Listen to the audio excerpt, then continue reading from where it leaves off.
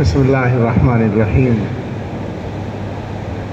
الحمد لله نحمده ونستعينه ونستغفره ونؤمن به ونتوكل عليه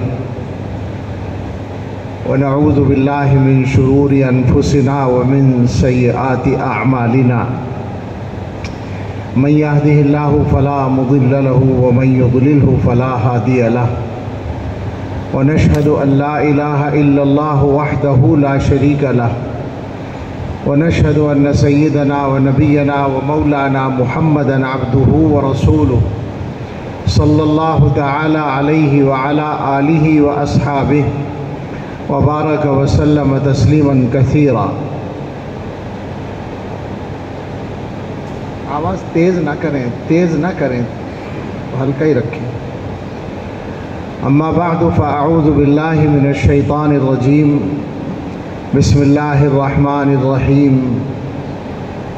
انہم كانوا يسارعون في الخيرات ويدعوننا رغبا ورهبا وكانوا لنا خاشعين. صدق اللہ العظیم. قال رسول اللہ صلی اللہ علیہ وسلم لسیدنا عبد اللہ بن عباس رضی اللہ عنہما: یا غلام اعلمک کلمات ينفعک اللہ بہن. وفي رواية قال: ألا أعلمك كلمات ينفعك الله بهن؟ قال: بلى. قال: احفظ الله يحفظك، احفظ الله تجده تجاهك، وإذا سألت فاسأل الله، وإذا استعنت فاستعن بالله، واعلم أن الأمة لو اجتمعت على أن ينفعوك بشيء لم ينفعوك إلا بشيء قد كتبه الله لك، ولو اجتمعوا على أن يضروك بشيء لم يضروك إلا بشيء قد كتبه الله عليك. جفت الأقلام ورفعت الصحف، أو كما قال عليه الصلاة والسلام. اللهم صل على سيدنا محمد وآلہ وأصحابہ وبارک وسلم. اللہ تعالیٰ کا شکر ادا کرتے ہیں کہ اس سنجیدہ اور بامقصد اجلاس میں حاضری کی سعادت ملی ہے. ہمارے مولانا جو بیان کر رہے تھے انہوں نے کہا کہ ہم چھوٹوں کی دعوت پر ہی آ گئے، تو میں تو بڑوں کی دعوت پر آیا ہوں. اور مراد یہ ہے کہ آپ براہ راست دعوت دیتے تو بھی بڑے تھے، لیکن مجھے آپ کے بھی بڑے نے دعوت دی ہے، جو میرے بھی بڑے ہیں اور آپ کے بھی. تو اس لیے میرے لیے تو یہ دعوت حکم کے درجے میں تھی، جس کی تعمیل کے لیے کوشش بھی کی اور دعا بھی کی، اور اللہ نے آسان کر دیا. اللہ تعالیٰ میرے لیے بھی اور آپ کے لیے بھی اس کو نافع بنا دے.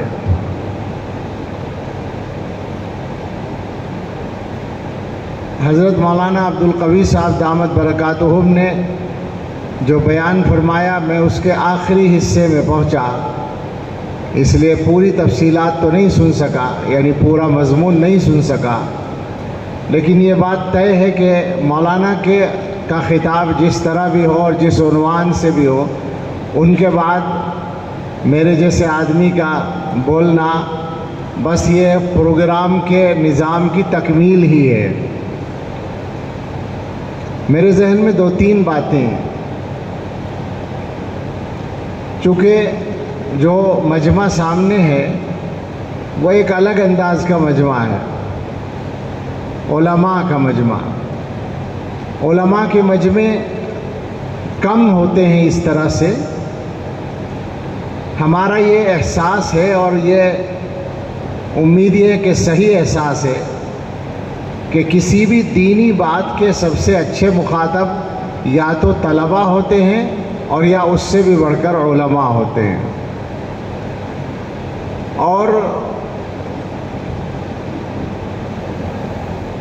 ان کے سامنے بات، علماء کے سامنے بات کرنے میں آسانی یہ ہوتی ہے کہ مختصر انداز میں بہت سی باتیں کہی جا سکتی ہیں، چونکہ اشارے سے بھی کام چل جاتا ہے۔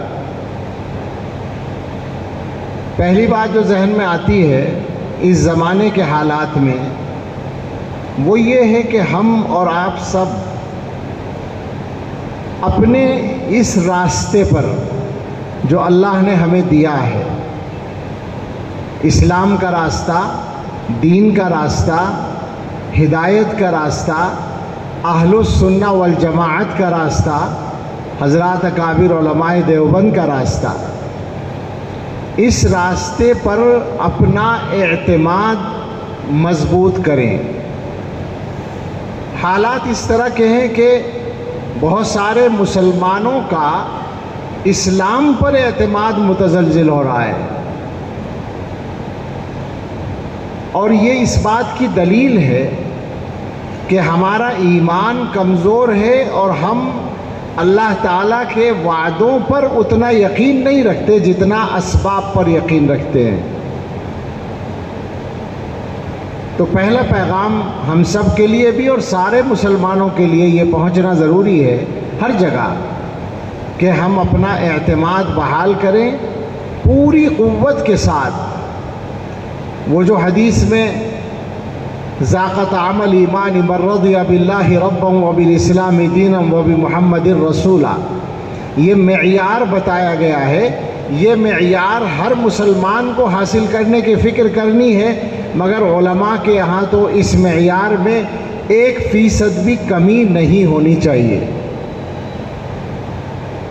بے شک حالات مشکل ہیں، لیکن اگر حالات کی وجہ سے اپنے ایمان و یقین کے فیصلے کیے جاتے تو اسلام کی گاڑی تو شروع ہی نہیں چلنی چاہیے تھی۔ سب سے مشکل حالات تو اسی وقت تھے جب حضور علیہ الصلاۃ والسلام اور حضرات صحابہ تھے۔ آج کے حالات میں بھی سچائی یہ ہے کہ اسلام اپنی پوری طاقت کے ساتھ زندہ ہے اور اپنا اثر پھیلا رہا ہے۔ ایک عقلی مثال تجرباتی، اگر دو ملکوں کی جنگ ہو رہی ہو اور آپ دیکھیں کہ ایک فریق اپنے حملے تیز کرنے کی کوشش کر رہا ہے تو اس سے سمجھ لیں کہ دوسرے فریق کا کوئی حملہ کامیاب ہو گیا ہے، اس کے جواب کے لیے انہوں نے اپنا حملہ تیز کیا۔ یہی تو ہوتا ہے نا دنیا میں۔ تو اگر آج اسلام دشمن طاقتیں زیادہ فعال نظر آ رہی ہیں سب جگہ، امریکہ سے لے کر ہندوستان تک، تو اس کا مطلب یہ ہے کہ اسلام اپنی طاقت دکھا رہا ہے۔ اس وجہ سے وہ اپنی سرگرمیوں کو تیز کر رہے ہیں اور دنیا کو اس سے روکنا چاہتے ہیں۔ ہمیں کسی سے نہ لڑنے کی ضرورت ہے، نہ کسی کے اوپر زبردستی اپنا نظریہ مسلط کرنے کی ضرورت ہے، مگر ہمارا جو معاملہ ہے وہ یہ ہے کہ ہم سکہ رائج الوقت کی طرح اپنا پیغام پیش کر سکتے ہیں۔ اس پیغام کو سمجھو اور دنیا کے مسائل حل کر لو۔ دنیا میں اب تک جو کچھ ہوا ہے وہ ایک نظم میں پڑھا کرتا ہوں، شاید یہاں بھی حیدرآباد میں بھی ضرور کبھی پڑھی ہوگی۔ ایک بہت بزرگ شاعر گزرے ہیں عبدالرب صوفی صاحب، ان کی وہ نظم ہے، اس میں انہوں نے دنیا میں چلنے والے جو نظام ہیں، سرمایہ دارانہ نظام، کمیونسٹ نظام اور شاہی نظام، کنگڈم، اور اس کے علاوہ ان پر بات کی ہے۔ وہ میں یہاں پڑھتا ہوں، اس سے میرا جو مضمون ہے وہ واضح ہو جائے گا۔ انہوں نے کہا کہ تاریخ نے پوچھا، اے لوگو یہ دنیا کس کی دنیا ہے؟ شاہی نے کہا، بادشاہت سب سے پہلے قائم ہوئی ہے دنیا میں، شاہی نے کہا یہ میری ہے، اور دنیا نے یہ مان لیا۔ مگر ہوا کیا؟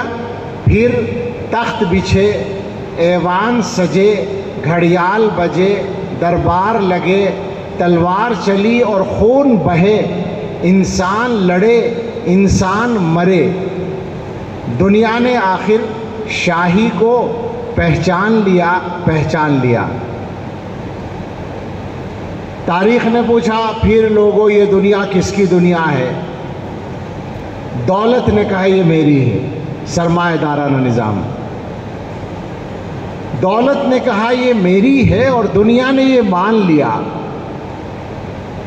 پھر بینک کھلے، بازار جمے، بیوپار بڑھے، انسان لٹے، انسان بکے، آرام اڑے، سب چیخ اٹھے۔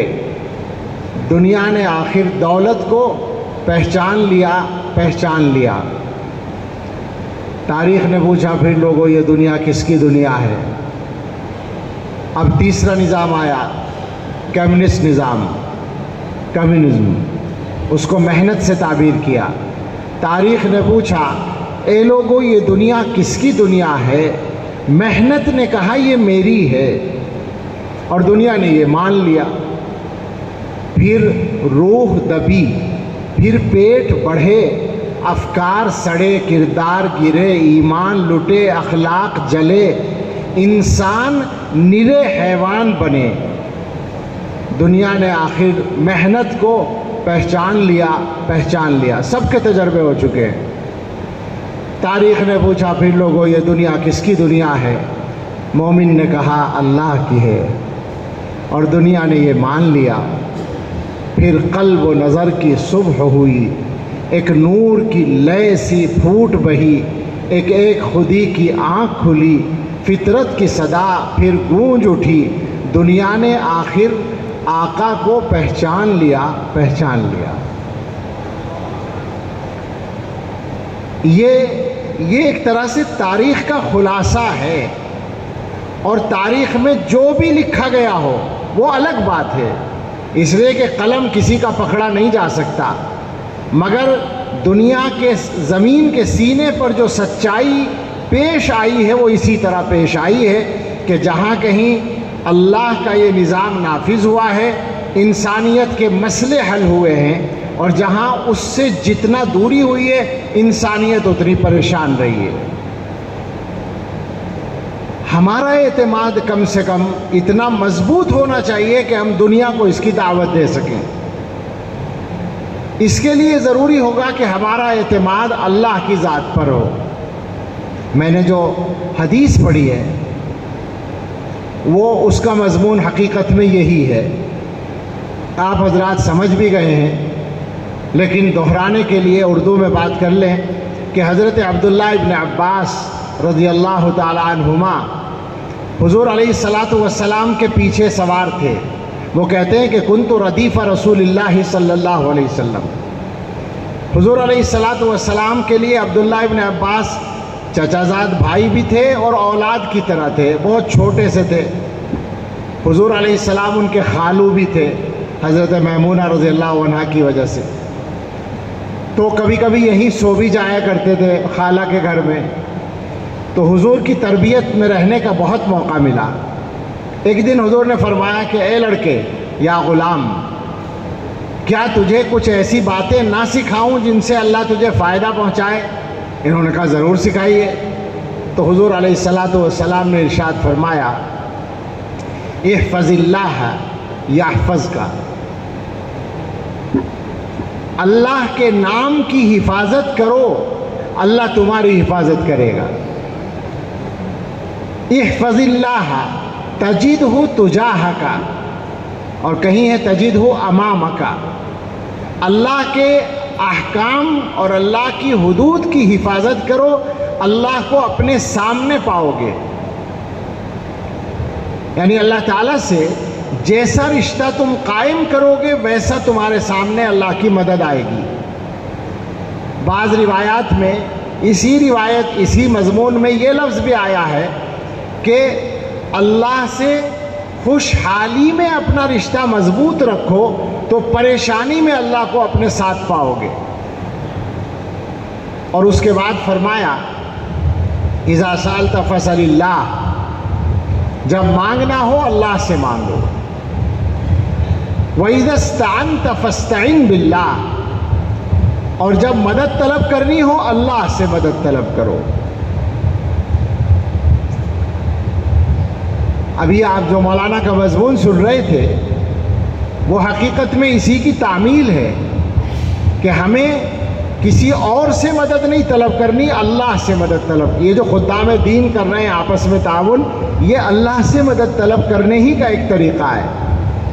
اور واقعہ یہ ہے کہ ہمارے بزرگوں کا یہی راستہ ہے. ہم نے سنا ہے کہ، اور یہ واقعہ یہاں سنانا بہت موزوں ہے مولانا کی موجودگی میں، اسی راستے پر اللہ نے قائم کیا ہے کہ ایک مرتبہ دارالعلوم دیوبند میں بجٹ ختم ہو گیا، اور ایسی صورت ہو گئی کہ جو مہینہ ختم ہونے والا تھا اس کی تنخواہ دینے کا انتظام نہیں تھا. حکیم الاسلام حضرت مولانا قاری طیب صاحب رحمۃ اللہ علیہ محتمم تھے، اور حضرت شیخ الاسلام کا زمانہ تھا. حضرت شیخ الاسلام قدس اللہ سرہ صدر المدرسین تھے. تو محتمم کی حیثیت سے حضرت قاری طیب صاحب رحمۃ اللہ علیہ نے اساتذہ کو جمع کیا، میٹنگ بلائی. اچھا، ان کا انداز جو تھا بات کرنے کا، حکیمانہ انداز، اسی کے مطابق انہوں نے بات شروع کی اور یوں کہا کہ میں آپ حضرات سے یہ پوچھنا چاہتا ہوں کہ آپ دارالعلوم دیوبند میں جو خدمت انجام دیتے ہیں وہ کس لیے دیتے ہیں؟ یہ سوال عجیب سا تھا.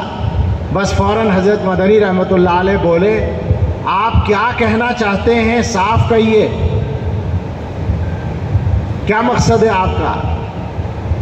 تو حضرت نے کہا کہ حضرت بس صاف بات یہ ہے کہ تنخواہ دینے کے لیے بجٹ نہیں ہے.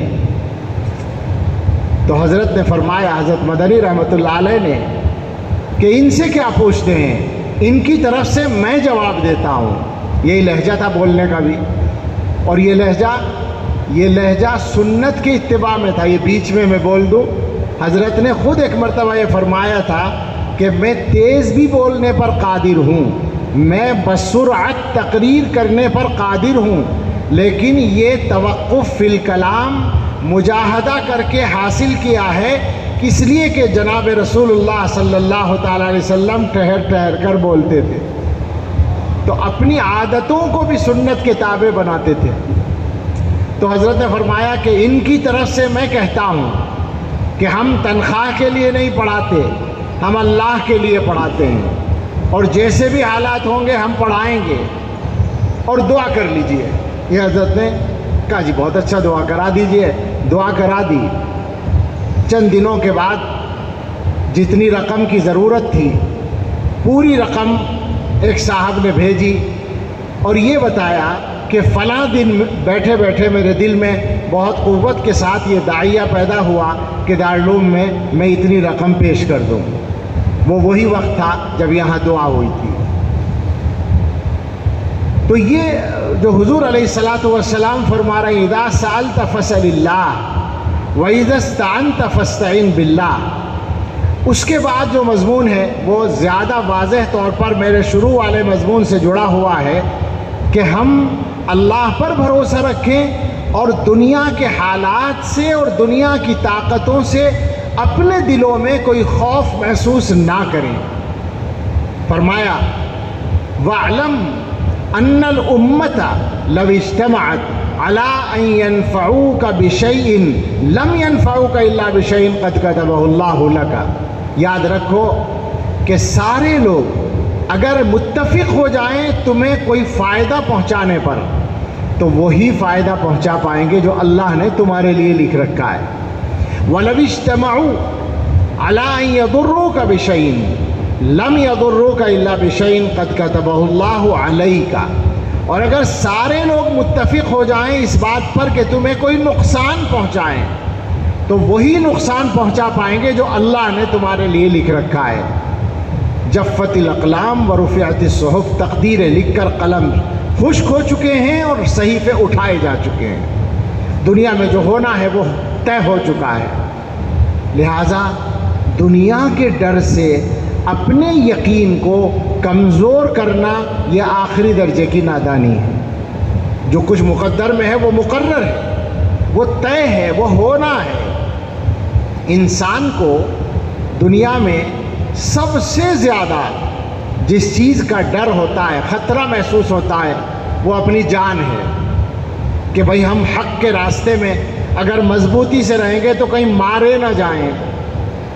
تو جناب مارے تو ایک دن جائیں گے، کوئی انسان نہیں مارے گا براہ راست تو اللہ میاں ماریں گے، مرنا تو پڑے گا، اور یہ طے ہے کہ اپنے وقت پر ہی مریں گے، نہ پہلے مریں گے نہ بعد میں۔ یعنی سب سے بڑا ڈر موت کا ہوتا ہے جو انسان کو حق پر قائم ہونے سے روکتا ہے۔ لیکن موت کے بارے میں ایک عام مسلمان کا بھی یہ عقیدہ ہے کہ وہ مقرر وقت ہے، لا یستاخرون ساعۃ ولا یستقدمون۔ تو کوئی کیسے مار دے گا ہمیں، اور اگر وقت آ گیا تو کوئی کیسے بچا لے گا ہمیں۔ لہذا ہمیں حالات سے اس پہلو سے ڈرنے کی ضرورت نہیں ہے۔ یہ صحیح ہے کہ حالات کے اندر حکمت سے کام کرنا یہ ہماری ذمہ داری ہے۔ میں کوئی جوش، غیر ضروری جذباتیت کی بات نہیں کر رہا، میں تو اپنے دین پر اور اپنے راستے پر اعتماد کی بات کر رہا ہوں، اور جب یہ اعتماد ہوگا تو آپ اپنا کردار زیادہ بہتر طریقے پر ادا کر سکیں گے۔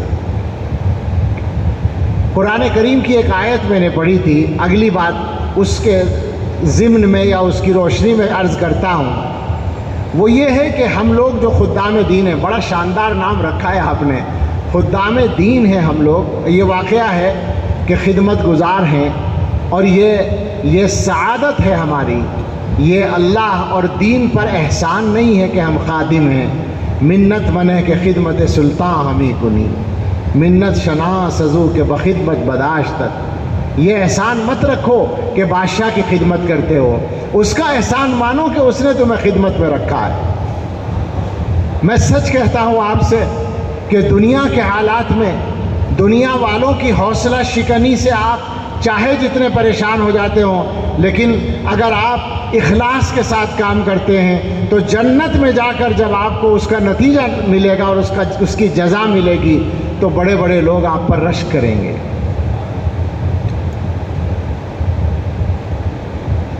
ہمارے تمام بزرگوں نے دین کی خدمت کو اپنی سعادت سمجھ کر کیا ہے، اور اس میں کوئی شک ہی نہیں ہے کہ یہ اعلیٰ درجے کی سعادت ہے، یہ اللہ تعالیٰ کا انتخاب ہے۔ جہاں مجھے طلباء سے بات کرنے کا موقع ملتا ہے میں وہاں وہ آیت عرض کرتا ہوں، پیش کرتا ہوں، ثم اورثنا الکتاب الذین اصطفینا من عبادنا۔ یہ آیت جو ہے اس کی تفسیریں مختلف ہیں۔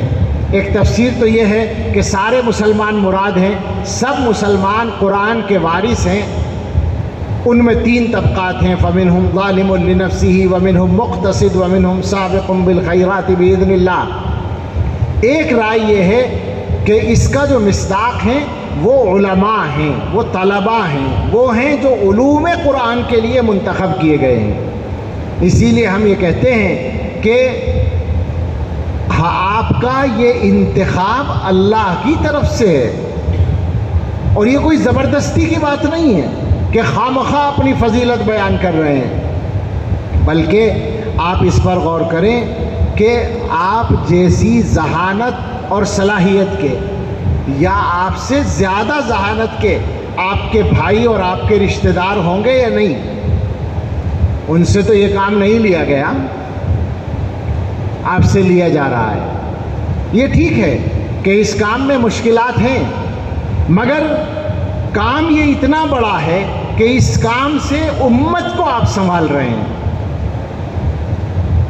صاف بات ہے، بالکل ہم عام مجموعوں میں یہ بات صفائی سے کہتے ہیں کہ یہ جو مدرسوں میں اور مسجدوں میں کام کرنے والے دین کے خدام ہیں، ان پر آپ احسان نہ رکھیں مسلمان کہ آپ ان کے لیے چندہ دیتے ہیں، بالکل غلط بات ہے۔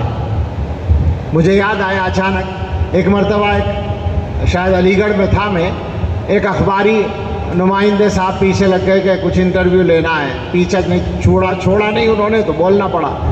سوال ان کا یہ تھا کہ مدرسوں سے جو فارغ ہوتے ہیں ان کے معاش کا کیا انتظام ہے، آپ حضرات نے، مدرسے والوں نے کیا انتظام کیا ہے؟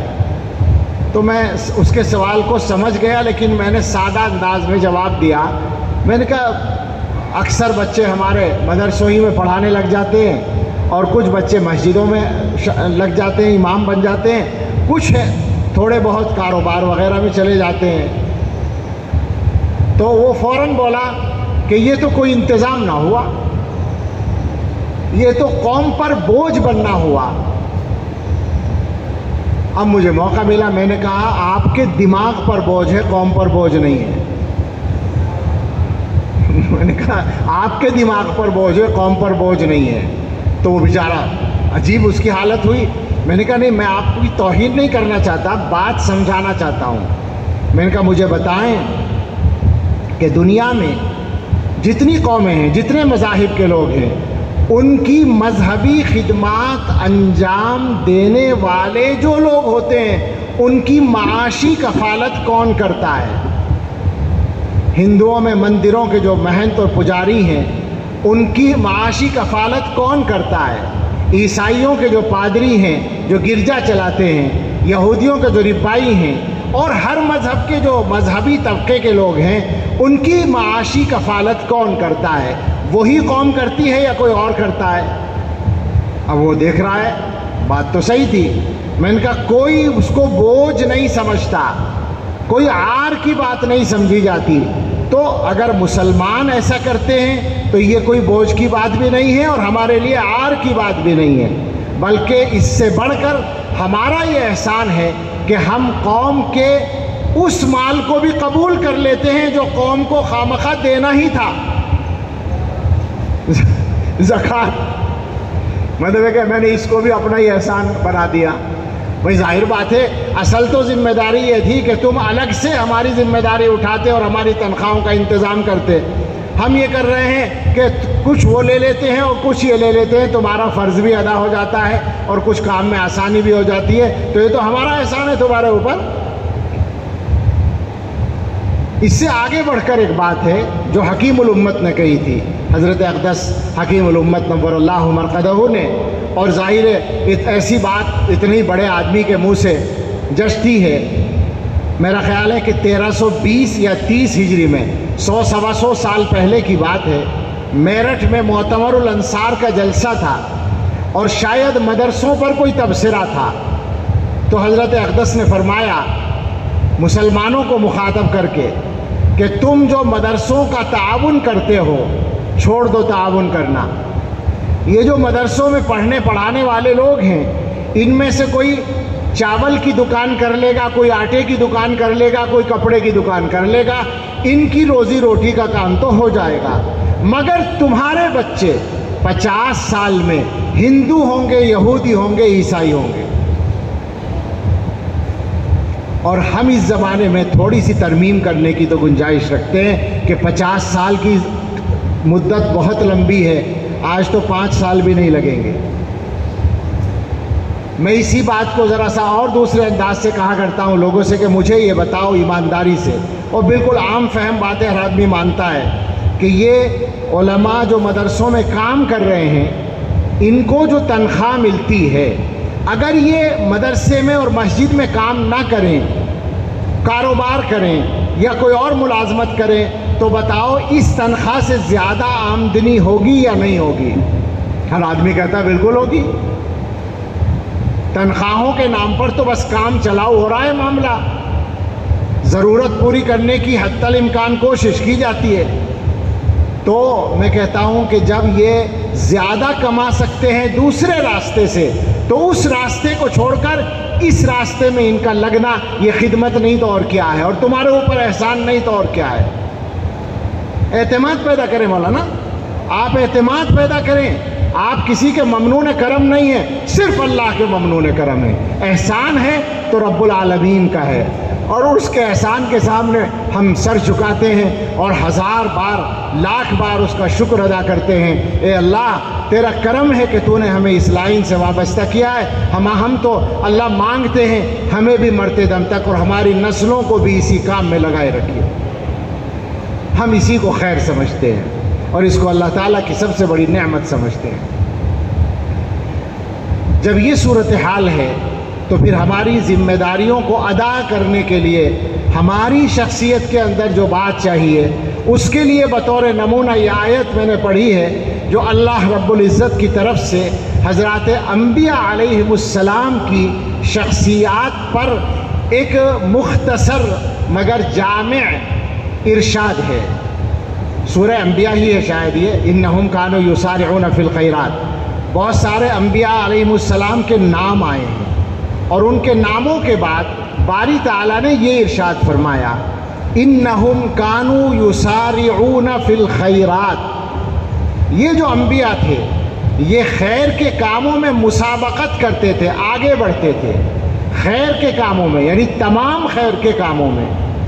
تو آپ جو کچھ بھی کر رہے ہیں وہ حضرات انبیاء علیہم السلام کا اتباع ہے، اور یہ گویا ایسا نہیں ہے کہ کوئی آپ نیا اور انوکھا کام کر رہے ہیں، انبیاء علیہم السلام سب کچھ کر کے گئے ہیں۔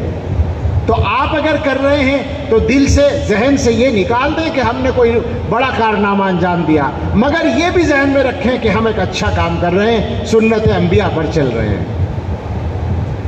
دوسری بات باری تعالیٰ نے فرمائی، وَيَدْعُونَنَا رَغَبًا وَرَهَبًا۔ یہ لوگ ہمیں پکارتے تھے امید و بیم کے ساتھ، رغبت کے ساتھ اور ڈر کے ساتھ ہمیں پکارتے تھے، یعنی اللہ تعالیٰ کے ساتھ اپنا تعلق مضبوط رکھتے تھے، جو کچھ کام کرتے تھے اللہ سے مانگتے رہتے تھے، اللہ سے توفیق بھی مانگتے تھے اور اللہ سے مدد بھی مانگتے تھے۔ اور تیسری صفت فرمائی، وَكَانُوا لَنَا خَاشِعِينَ۔ اس کا جو ترجمہ حضرت حکیم الامت نے کیا ہے، بس وہی لفظ سنا دوں تو مزہ آئے گا۔ حضرت نے فرمایا ہمارے سامنے دبے رہتے تھے۔ خاشعین کا ترجمہ حضرت تھانوی رحمۃ اللہ علیہ نے کیا ہے کہ ہمارے سامنے دبے رہتے تھے، یعنی ہمارے سامنے عاجزی کرتے تھے، خشوع کے ساتھ رہتے تھے۔ یہ حضرات انبیاء علیہم السلام کا گویا ان کی شخصیات کا خلاصہ ہے جو اللہ تعالیٰ نے اس جگہ بیان فرمایا۔ تین باتیں فرمائیں، یسارعون فی الخیرات ویدعوننا رغبا ورہبا، میدان میں کام کرنا، پھر اللہ تعالیٰ سے اپنے رشتے کو مضبوط رکھنا، اور پھر اپنے کاموں پر اور اپنی خدمات پر کسی فخر میں مبتلا نہ ہونا بلکہ اللہ کے سامنے عاجزی رکھنا، یعنی یہ سمجھنا کہ اللہ تعالیٰ اگر ہم سے کام لے رہے ہیں تو یہ اللہ کا احسان ہے۔ میرے بزرگوں، یہ صفات جو حضرات انبیاء علیہم السلام کی صفات ہیں، یہ صفات اپنے اندر پیدا کرنا یہ ہمارے لیے ضروری ہے۔ اپنے اندر یہ صفات لانے کے لیے دو پہلوؤں سے محنت کی ضرورت ہے، ایک علم اور ایک تزکیہ۔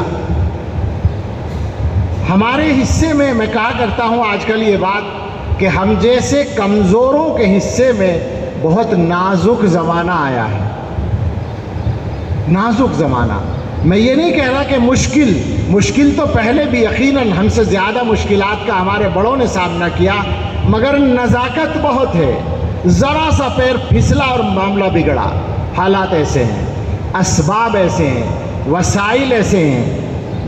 انٹرنیٹ کے دور میں آ کر جو انقلاب آیا ہے، آپ میں بہت سے لوگ جو ہماری عمر کے ہیں ان کو یاد ہوگا کہ ٹیلی فون کرتے تھے تو پتہ چلا کہ 2 گھنٹے ٹیلی فون لگا رہے ہیں اور لائن نہیں مل رہی ہے، لینڈ لائن سے فون ہوتا تھا، اور وہ بھی کسی خاص جگہ جانا پڑتا تھا۔ گھروں میں عام طور پر ٹیلی فون نہیں تھے، پی سی او تھے، اور پی سی او بھی نہیں تھے، پی سی او سے بھی پہلے کا زمانہ ہم نے دیکھا ہے، تو پتہ چلا ٹیلی فون ایکسچینج میں جانا پڑ رہا ہے، اور 2 گھنٹے ہم دورہ پڑھتے تھے دارالعلوم میں، ایک ساتھی کو خیال ہوا کہ فلاں بات ضروری ہے، فون کرنے کی کوشش کریں، تو ٹیلی فون ایکسچینج میں گئے، 2 گھنٹے کوشش کر کے آ گئے، فون نہیں لگا۔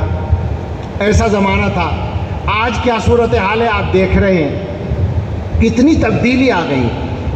اس کے آنے سے دنیا بالکل بدل گئی ہے، خیر کا پھیلنا اور شر کا پھیلنا دونوں آسان ہو گیا، اور بالکل بے ارادہ پھیل جاتا ہے۔ بہت مرتبہ آپ دیکھتے ہیں ایسا ہوتا ہے کہ آپ کہیں گئے ہیں اور دور دراز کے لوگ آپ کو بتا رہے ہیں کہ آپ وہاں پہنچے ہوئے ہیں، یا آپ سے پوچھ رہے ہیں کہ آپ وہاں پہنچے ہوئے ہیں، تو نزاکت پیدا ہو گئی، اور دنیا میں ایسا لگتا ہے کہ ان وسائل کا استعمال شیطان کی نمائندہ طاقتوں نے پہلے سے زیادہ مضبوطی کے ساتھ شروع کر دیا ہے۔ مجھے وہ آیت آج کل بہت یاد آتی ہے جس میں باری تعالیٰ نے یہ فرمایا ہے،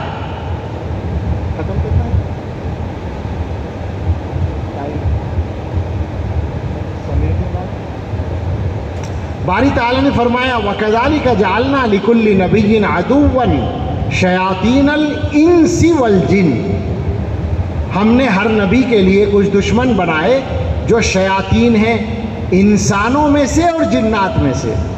یہاں انسان کا لفظ پہلے ہے۔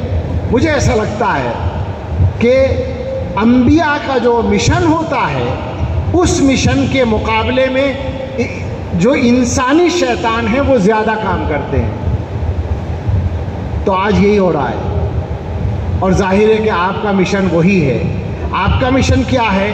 دنیا کو اللہ کی طرف لانا، دنیا کو برائی سے روکنا۔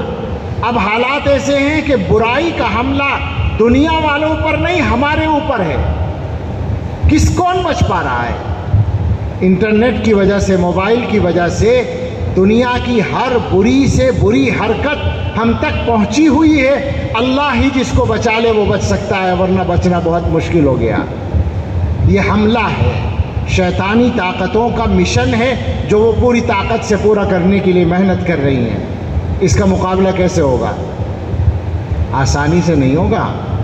اس کے لیے ہمیں تیار ہونا ہوگا، محنت کرنی ہوگی۔ وہ محنت دو راستوں پر، ایک علم کے راستے پر۔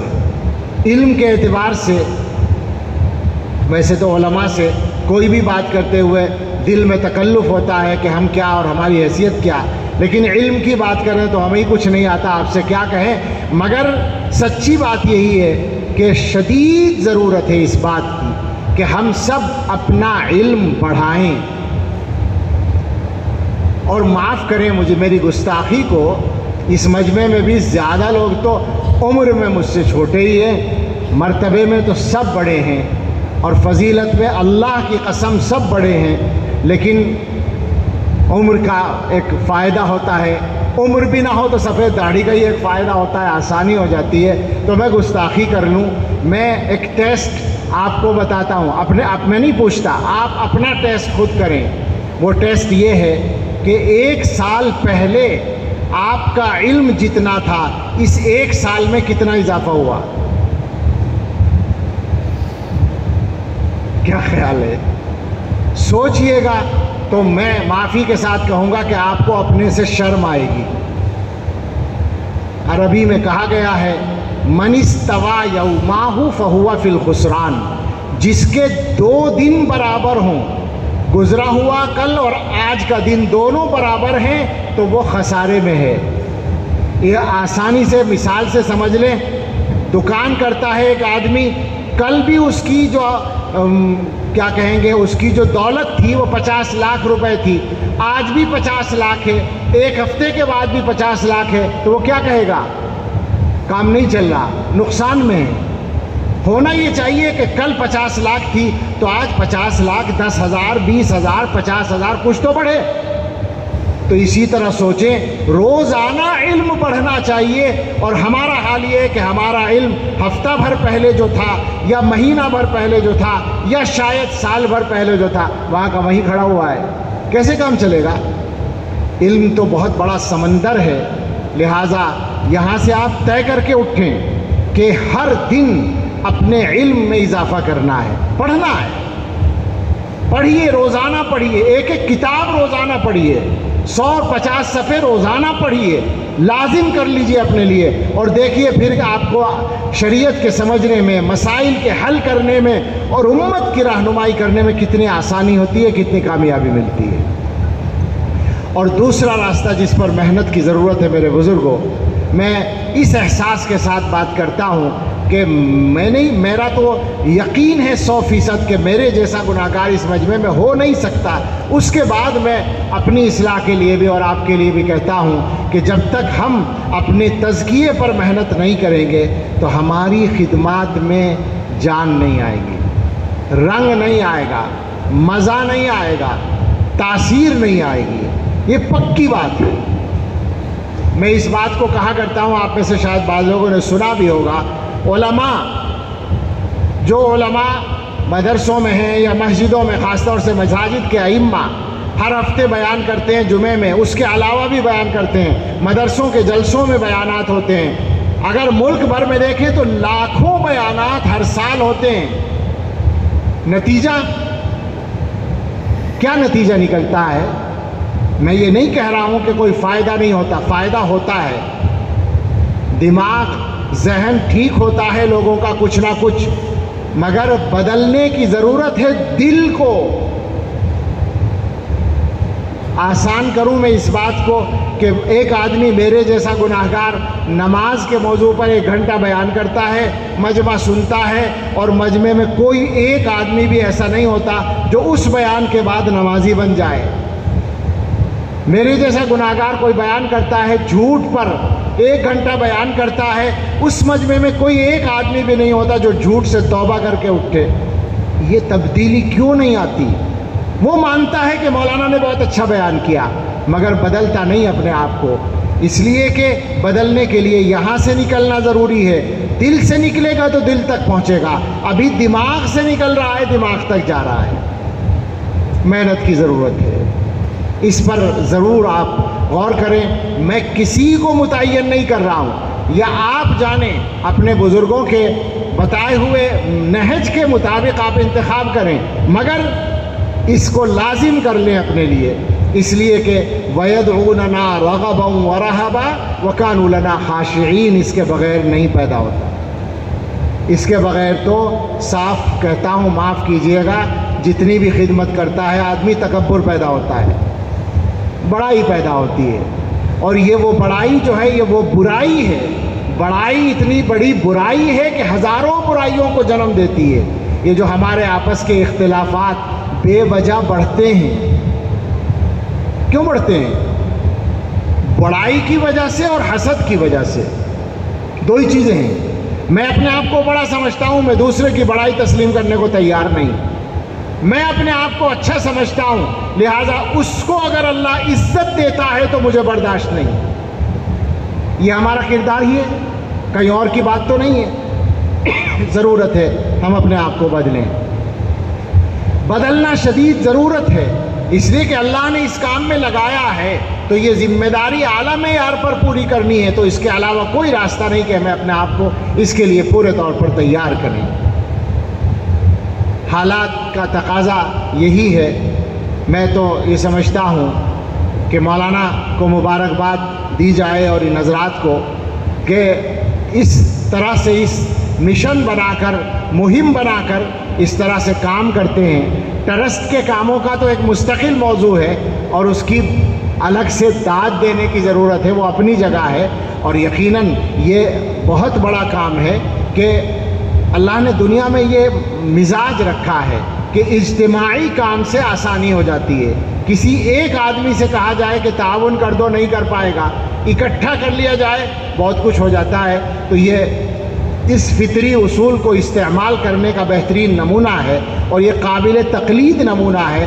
دیگر علاقوں میں بھی اس کو اختیار کیا جانا چاہیے، لیکن اس سے ہٹ کر میری گزارشات کا جو خلاصہ ہے وہ آپ حضرات سمجھ گئے ہیں۔ خود اعتمادی پیدا کریں، 100% اپنے راستے پر، اپنے نہج پر، اپنے بزرگوں کے طریق پر اعتماد کے ساتھ کام کریں، اور اپنی شخصیات کو بنانے کی فکر کریں، اور سب سے زیادہ بنانے کا مطلب یہ ہے ایسا بنا لیں اپنے آپ کو کہ ہم اللہ کو پسند آ جائیں۔ اصل مسئلہ تو یہی ہے کہ جس کے لیے کام کرتے ہیں وہ پسند کر لے۔